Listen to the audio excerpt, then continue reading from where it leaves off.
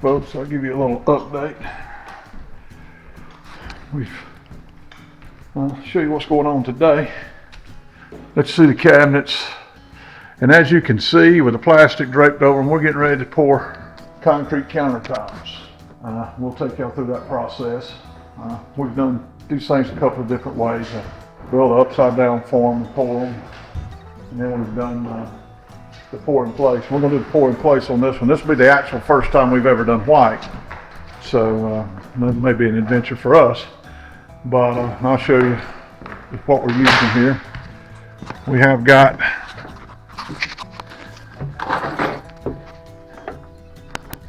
the Z counter white concrete mix.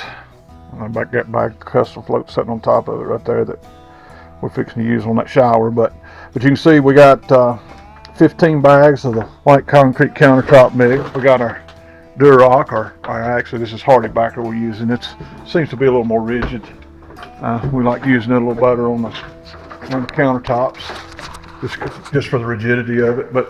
And then we're going to use the Z-form countertop form. Pretty cool system. If you ever do pour in place concrete countertops, I would really recommend it. It's a very good, very user friendly product.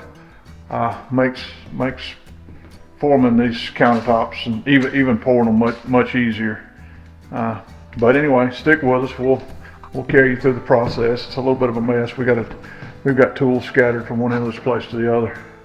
It's what happens when you do, 90% of the work yourself. You seem to have a tendency to want to scatter all your tools everywhere and get stuff set. And we're gonna have a big cleanup. But anyway, we're gonna get these things poured, and we'll be about to wrap this one up. So get it on the market and see what happens. Stay tuned. And here you can see Seth starting to cut the Hardy Backer to support our concrete. And there's nothing real complicated about this. You cut it the actual size of your tops of your cabinets, and you don't have to allow any hangover or anything. The Z-form takes care of all that for you. So we just got a circular saw with a concrete blade in it to cut that. And here we are screwing that concrete down to keep it from shifting around, or that backer board down to keep it from shifting around when you start to pour. You just use some pan-headed screws to do that with. Just go around and make sure you got it screwed down good. And it's probably a good idea. You see us bridged over right there where the dishwasher goes. It's probably a good idea to put you some kind of little strip in there to screw that to. We didn't, and had to use concrete screws, drill holes up into the top and use concrete screws. But here we are cutting out that sink hole. Again, that sink comes with a template, and you just lay it up there and mark your hole and run it around. We got ours just a little bit small and had to go back and trim it. Using that shop vac to suck up all that dust, word of advice, make sure you got a bag in your shop vac. I was watching somebody on YouTube do something the other day. It was obvious they didn't have a bag and they were just blowing more dust over the house. So make sure you got a bag in that shop vac when you're doing that. But here you see us trying to stick that down in the sink down in there, and it's just a little bit too small, so we had to go back and just trim it out a little more. And then you'll see us here in a minute start to work on the actual kitchen faucet hole. And we actually made ours out of an old PVC can, glue can, and a stick of wood, and a little bit of advice to that. And here Seth is marking that now, but a little bit of advice. Z-form makes a little plug to do this with. I'd recommend you order it. Ours was a little hard to get out of there, and theirs is a little cushy rubber grommet-like thing that you can just smush down to get out of there. It makes it much easier. So in hindsight, if I'd have had to do it over again, I'd have definitely ordered that plug. And then you'll see us here, we're starting to mark the Z-form, and you see you just lay that up here and mark the inside edges. That way you've got something to measure to. Makes measuring those Z-forms much easier if you've got that square mark right there. You can see just off that kitchen counter, that pencil mark, that you get a good square line says measuring to right there to cut your Z-form to. And we just use a miter box to cut that, a miter saw to cut that Z-form with. You need to stick a little block under it though, because it's got a little offset in it, and you need to put a block under there so you can hold it good and flat and it don't shatter with you when you cut it. And take your time, don't go real fast, because it's plastic and it has a tendency to want to shatter. We're fixing to make a mess. And you can see here we're just pouring that concrete now, and these bags come with the mixing instructions on them as far as the amount of water and everything to add. So I would suggest you follow that pretty close. Gives you plenty of working time, and you can see this stuff almost has a syrup-like consistency to it, but that's because it's got a lot of polymer in it, which helps to really smooth, let it lay down. It's almost like it's self-leveling, which helps out a lot when you go to pour these and trying to float them smooth or screed them smooth. And there you can see getting the magnesium float just to work that aggregate down. Mario, there's just any dust or any kind of debris that might get in there. You want to make sure you get out any kind of trash that's in them forms out before you pour, because if you don't, it's going to float to the top of your concrete, and you're going to have to pick it out. So, and there you can just see Seth going around. We just took a little orbital sander and took the disc off of it and was using it to kind of vibrate that those edges. And there you can see going back with a little block while Seth's doing that, just tapping those edges, just trying to get all those air bubbles out.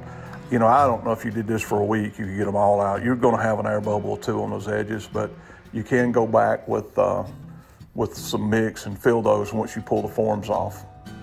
But there you can see we've got most of it poured out. We've got a little bit of a problem with some rewire trying to come up right there. I'm pushing it back down.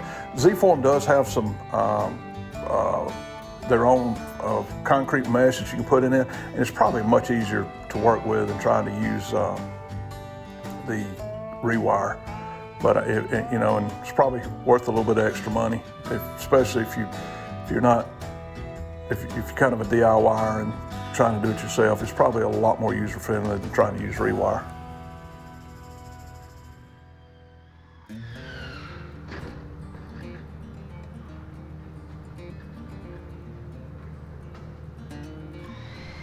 Another folding up. Right. Oh, next one right there. It's not too high now.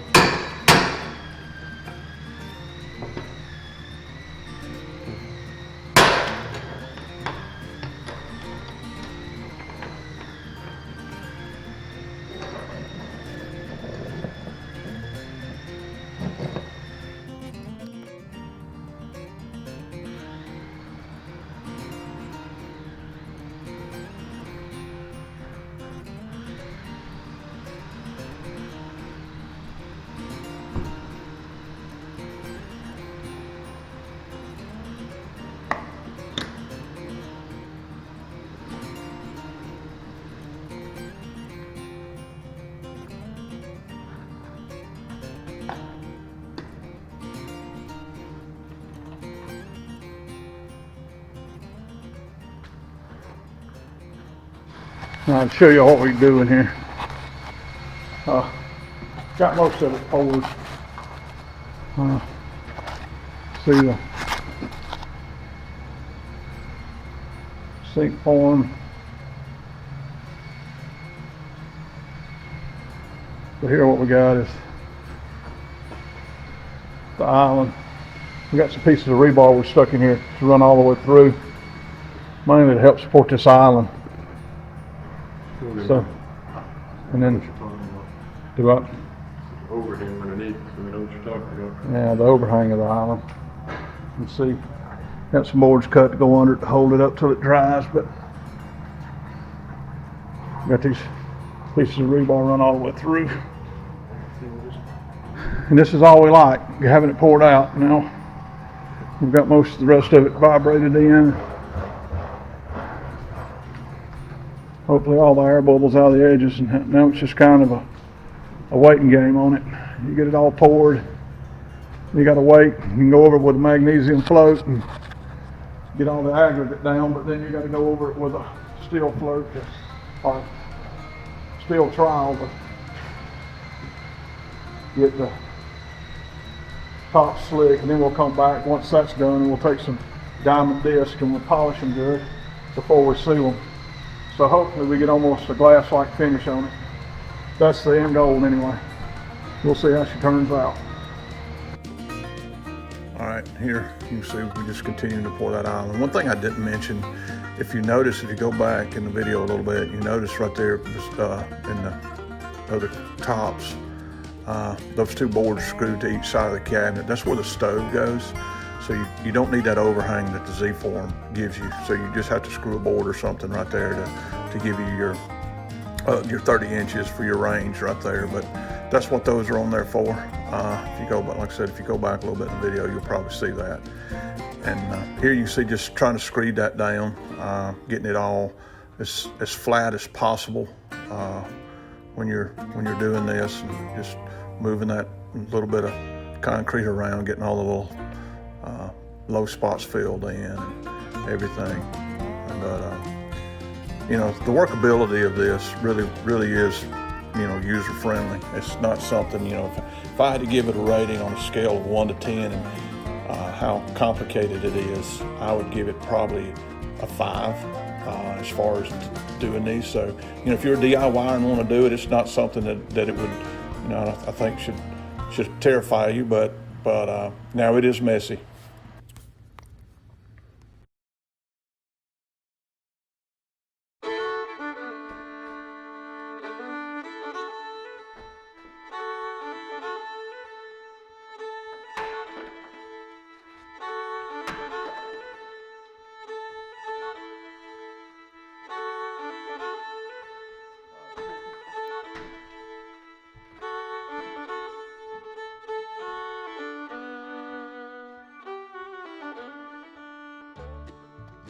Here we are just popping that form loose. That's the good thing about these forms. It's made to just, you pop the edges loose. But this is a place you need to take a little time.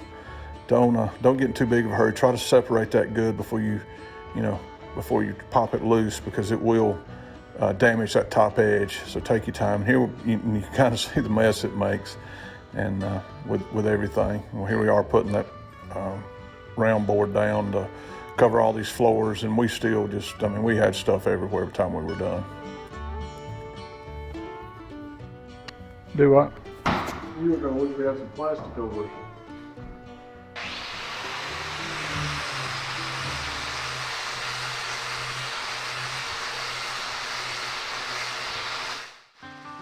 Here you can see we're starting to polish. You know, all we did was just took a little water bottle, popped a little hole in the cap, and used it to squirt water with. And you know, if you do have a little bit of chipping on those top edges, don't worry about it, because you can polish most of that out. When you roll that corner, that top edge is kind of rough when you pull those forms off. But you use those grinding discs. You can see Seth doing it there to roll that edge over and make it a little more of like an 1/8 inch roll on that edge. Kind of see what it looks like as we grind. Of course, that's just the first couple of passes. See the island here. A lot of the stuff starting to dry on it, but all that'll come off with a wet rag. We'll wipe all that down. Of course, we got to go over it again multiple times. So, but it's starting to really look good. I think they're going to turn out really well. So pleased so far. We're using these 4-inch diamond disc. Well, 4-inch diamond disc. This is the 50 grit here.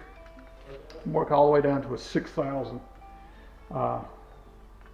So it's going to be a little while working on these tops, but they should polish up almost glass-like.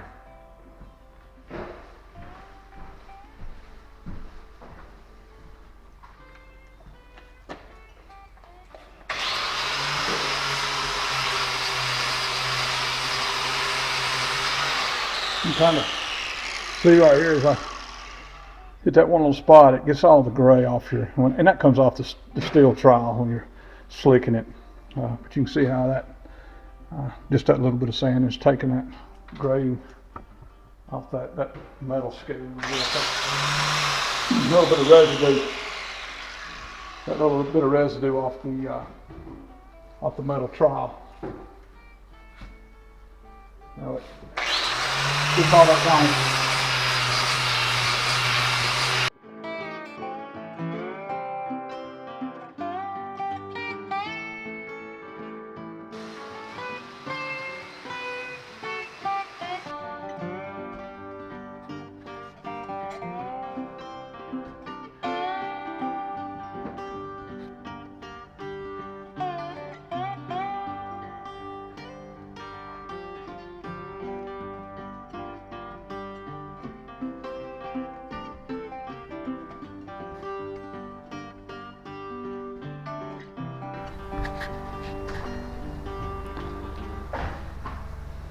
Alright folks, here they are.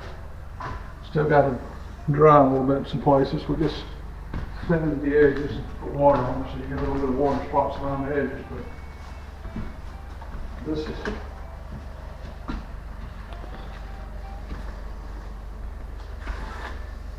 got to be sealed now. I'm going to let them dry another day or two, see how much more they're lighting. Hopefully lighting just a touch. It ain't a bad color.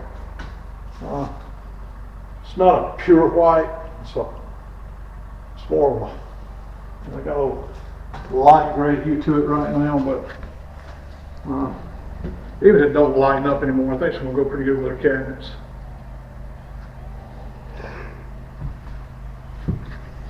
And once it's sealed, it'll look, I'll give you a white spot right here, you can kind of see.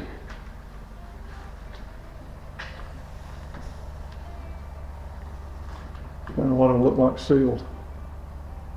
Gets the dusty look off of it. Yeah. We'll probably use a satin low luster sealer, but don't really want them to shine, but have a little bit of a gloss to them.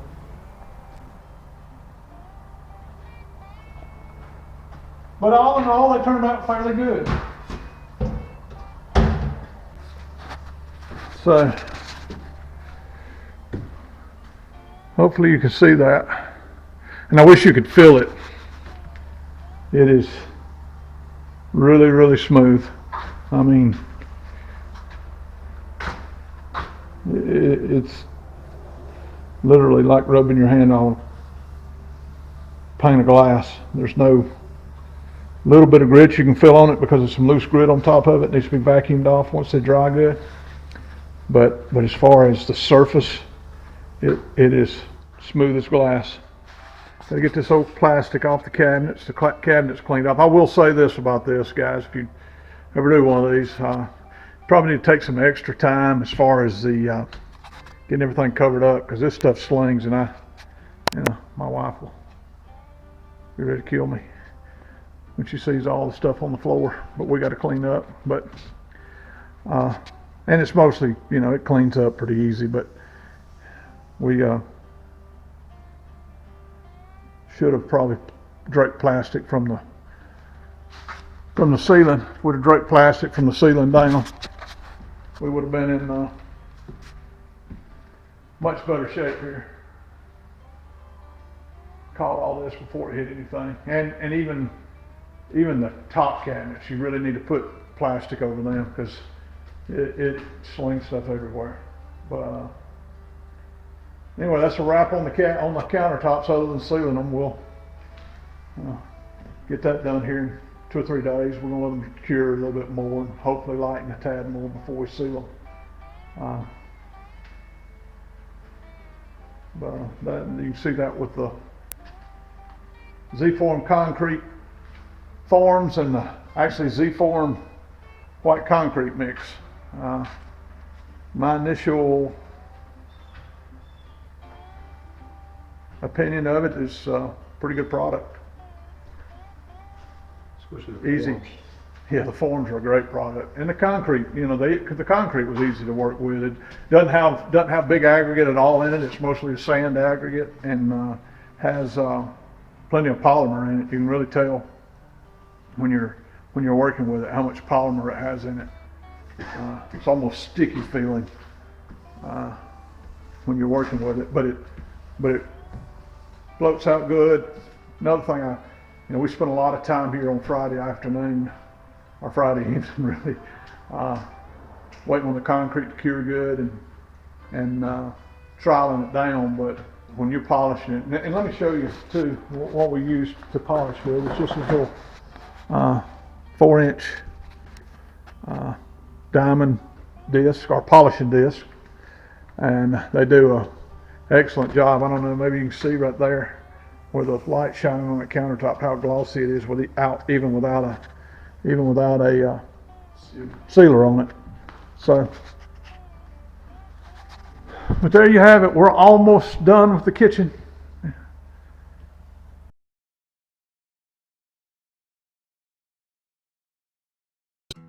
here you can see us starting the tile backsplash. We went with a herringbone pattern, and this is a mosaic, and what that means is it's actually sheets of tile. In this case, it was about a 12 by 12 sheet, and that has that pattern already laid out on the sheet, which makes it a lot easier than trying to have to go through there and create this herringbone pattern, a little 1.5 by 3-inch tile at a time. But when you're doing that, it's important, to make sure any little pieces that you're having to fill in, take your time, make sure you're getting them turned the right way. It's very easy to get something turned the wrong way in some of those little patterns, and you'll stand back and look at something and go, oh, that's we got that little tile turned the wrong way. But and to apply this, we just use a tile mastic. I wouldn't use it in an area that gets a lot of water. I don't know how durable it'd be, but in a place like a backsplash, it gives you it affords you a little more working time. And you can see as we get to these receptacles in the wall, we just pull those tiles loose and then go back and put them in individual. It's much easier to cut them that way. It makes this a whole lot simpler than trying to cut it out of a sheet.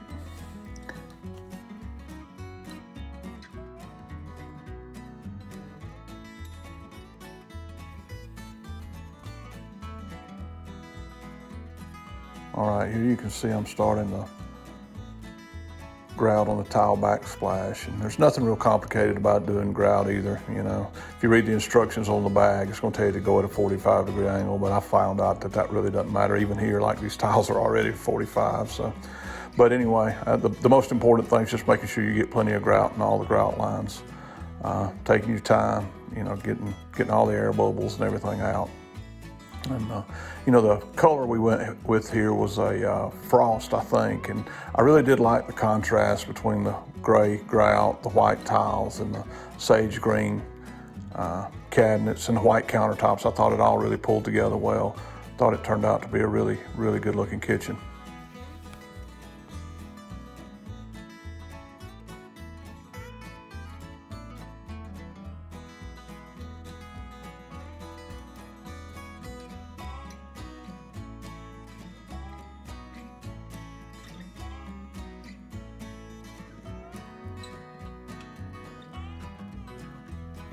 And here you can see, once you get it all grouted, you just take a sponge and start wiping the excess grout off and smoothing up the grout lines. And this is the time, anytime you see a little air bubble or something, you can go back, you can see me using my finger there to fill up some little air bubbles and that kind of thing. But just wiping that excess residue off. And once you've got that done, you can go back with a microfiber cloth. Once it kind of films over, dries about completely dry, you can take a little microfiber cloth and go over and wipe it down to get all the chalky residue off of it. It does a really good job with that. But here you can see the finished kitchen. Was really pleased with how this turned out. You can see those white countertops and that backsplash. Really a pretty kitchen, I think. But I hope you're enjoying our videos, and if you are, we would appreciate it if you would like and subscribe. It helps us out to continue to making this content, and even leave us a comment. We'd love to hear from you. Thanks for watching.